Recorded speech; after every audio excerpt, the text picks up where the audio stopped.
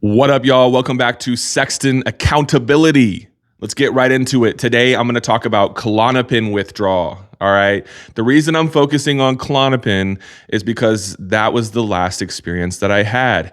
I was prescribed Klonopin for years, and the withdrawal was a living fucking hell. All right. So let's get right into it. The thing about Klonopin is it has a very long half-life.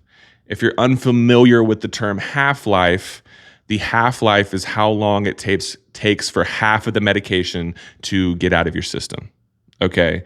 Out of your blood, specifically. So it has, I believe, a 56 to 70-hour half-life. I could be slightly wrong on that, but it stays in your system a lot longer than Xanax. It takes a while to kick in, but it's strong, and people usually view Klonopin as not as strong as Xanax, and that's because it is not as fast acting. Basically, you take Xanax and that hits you a lot quicker than Klonopin. With that being said, the fact that it has a long half-life means that if you take it and you're prescribed it, then it's always in your system. You know, of course, that's the case with a lot of medications, but the amount that's still in your system when you take it the following day is just significant, all right? So when you deal with drugs that affect GABA, all right, these are likely to cause seizures, okay? So this really complicates things when you're trying to get off them because, you know, you can have grand mal seizures that result in you first of all, losing consciousness and then passing away. Sometimes people will fall down and hit their heads. There's so many different scenarios that will just really play out in a really, really sketchy way. Sorry, I'm going to adjust the camera a little bit. Benzos you shouldn't get off benzos cold turkey. I'm sorry. It's just extremely dangerous. If you're going to get off benzos, you need to go to a medical facility, at least go to the hospital. And basically what they usually do is a substitution taper, all right? And that taper is using most likely phenobarbital, which is a barbiturate, all right? So benzos are basically the new barbiturates, if you will. And so barbiturates are a little bit more old school, but they do use them to treat alcohol and benzo withdrawal. All right. So look, I really want to focus on the fact that benzo withdrawal, for one, was a living hell for me. It was extremely terrible. But the other aspect of this is that the post-acute withdrawal, it lasted quite some time. Okay. I still felt effects from post-acute withdrawal for about a year, okay? Just the rebound anxiety alone was so intense.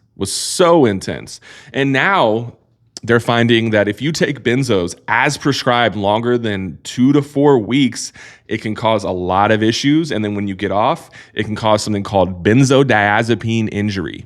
This is being labeled as somewhat of brain. It's like brain damage that you get from taking benzos, even as prescribed. And I was not taking them as prescribed. So my effects were very, very pronounced. I felt, for lack of a better term, I felt challenged mentally, okay? And even my motor skills were off. It was extremely terrible. So there is literature that alludes to the fact that post-acute withdrawal can last, from different substances, can last for up to 2 years. 2 years. I'm hesitant to tell anyone this, though, because that could be extremely discouraging. I can tell you this, though, dude, the more work you do on yourself, the more clinical help you get, the more you get into your recovery, the better you're going to feel. Okay. So you don't have to necessarily look forward to 2 years of complete hell. I think that's more likely to happen if you're not doing anything about it except for just not using. Okay. So basically, I had all the typical withdrawal symptoms when it came to getting off Klonopin. When I first tried to get off it, I was still actively using opiates and I ended up having seizures. All right. So that's another story.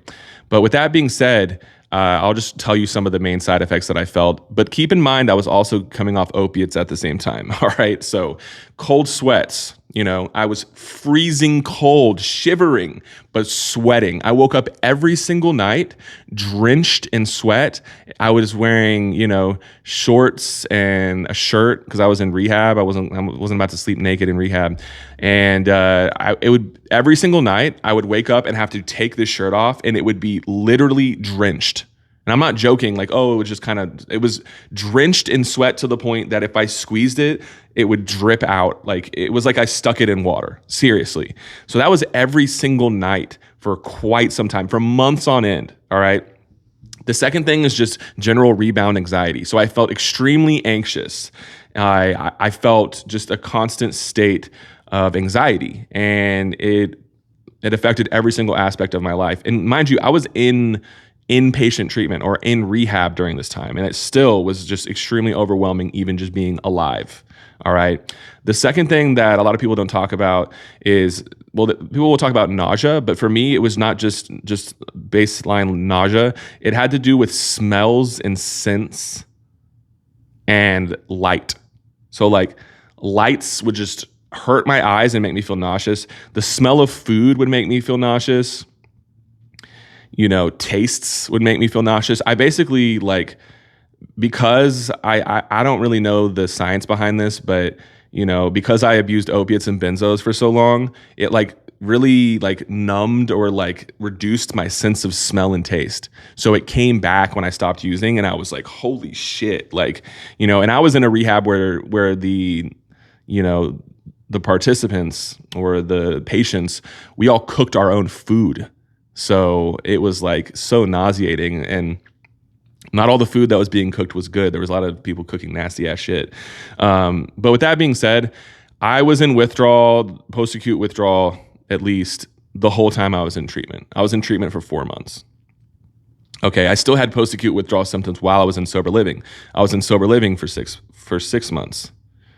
All right, I remember even at my 1 year clean and sober, I was feeling very excited and very good, but I was not completely feeling what I would identify as normal. I mean, what is normal, really? And I didn't really have a gauge to evaluate what normal was, okay?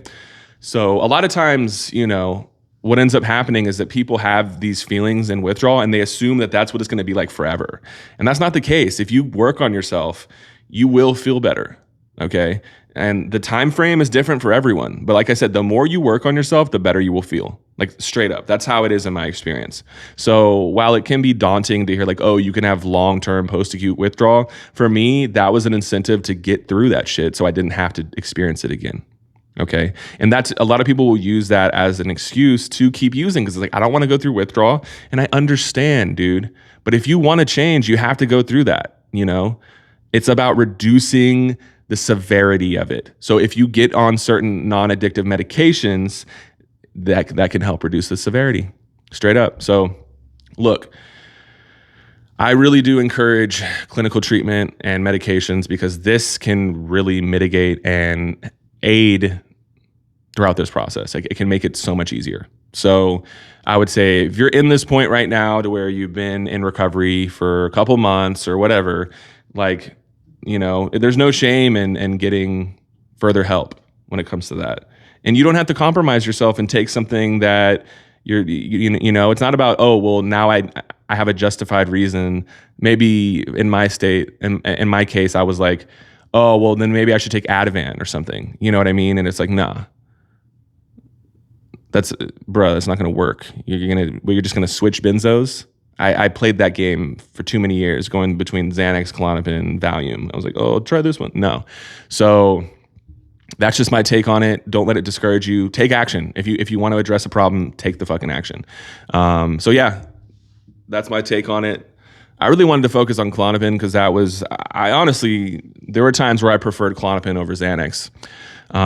So it's interesting when people are like, Klonopin is weak. I'm like, fuck no, it isn't, bro. That shit is strong as shit.